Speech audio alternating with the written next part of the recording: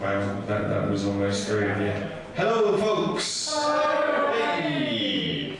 That has to be the easiest bit of audience participation, guys. Pay attention, come on.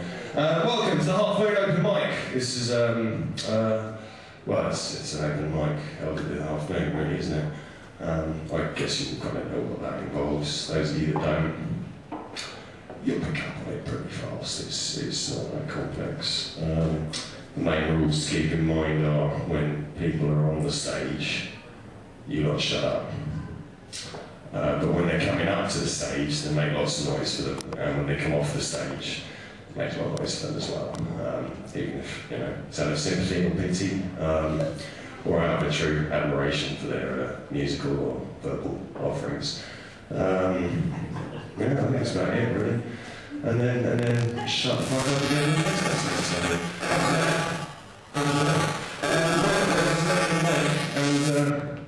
Yeah, just to kick off proceedings, I'm going to speak some words at you for a little bit, because yeah,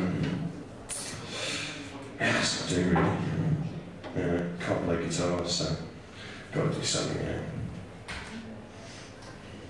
yeah. Some time ago, I tried to capture the wind. I'd admired her beauty for years. The way she flowed, each breath a new note to my lonely ears. She moved with the ease of water. She coursed with a strength that would pull you under, leave you gasping, heart pinned, pressure builds until your head rings with thunder.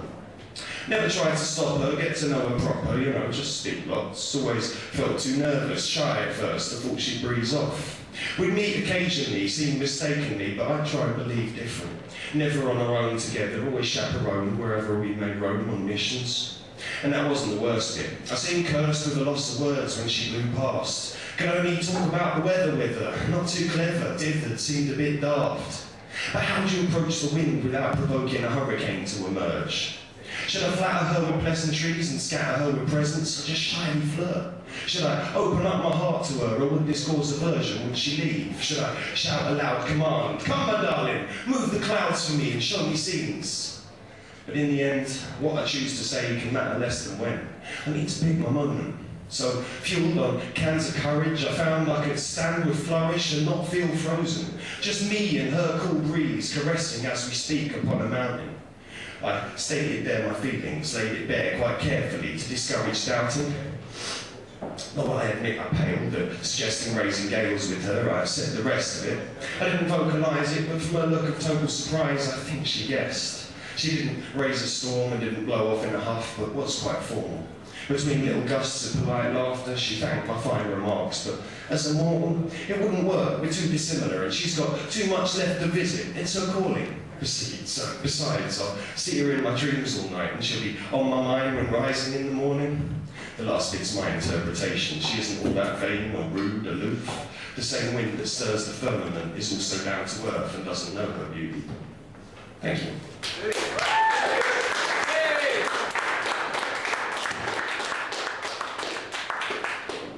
Yeah, although I've put the book down in front of there's some more. This next piece will be done with the power of memory, so bear with me while I fuck it up and forget most of it. It's that blissful rapture of hissed adjectives swift past the precipice, the gift of hindsight, a swift second shy of in time, and then the pressure hits. Fingernails scrabble for a better grip, but gravity's a clever bitch, and every pebble slips as her weight settles in. Limbs spin, pinwheel, windmill in a bid to instill a little feeling of balance. A hard trip when heart's pricked with fear's talons. Shh, I can hear it hammering, caged animal smelling the slaughter wagon. Paws are tattered, claws retracted, a natural attempt to halt a forced descent, and then falling.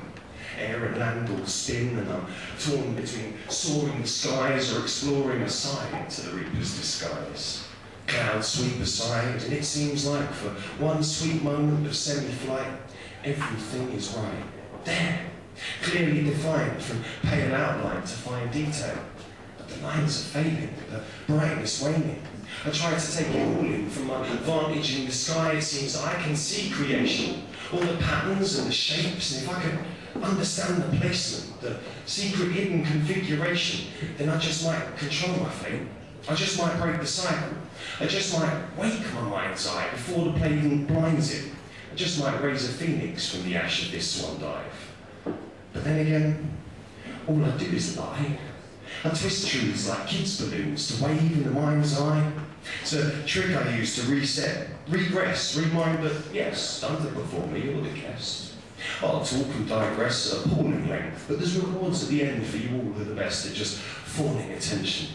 Well, sorry, should be feigning attention. Anyway, that's irrelevant. The reward you celebrate is formless, amorphous, contorting. It's all in the performance. Of course, this might all be horseshit. Admittedly great manure for other thoughts to raise thorns from, but entirely too organic to be worth more than small sums. Hold on. Did I mention that all I do is lie?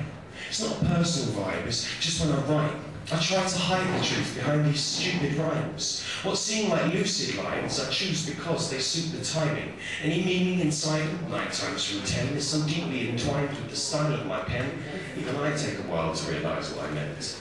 And the best bits are rarely intended. They're fairly inventive and vented with care, but when I bear my entity, I don't leave it there to see. I'll cloak it with simile and metaphorical thingamies, and fill it with the similar sounding syllables I've found. But now I think about it, all I do is lie. Because honesty exists in the moment, in those quick judgments, frozen in stone the very second you intone them. Because when you slow down, when you compose in rounded tones, your prose is thrown from a wholesome and open account into doubt. If you rehearse what you spout and the words from your mouth are subversive, furtively flirting with truth, serving it beautifully, herding the few to their unheard futures. And if you're a writer, keep in mind, all you do is lie. Thank you.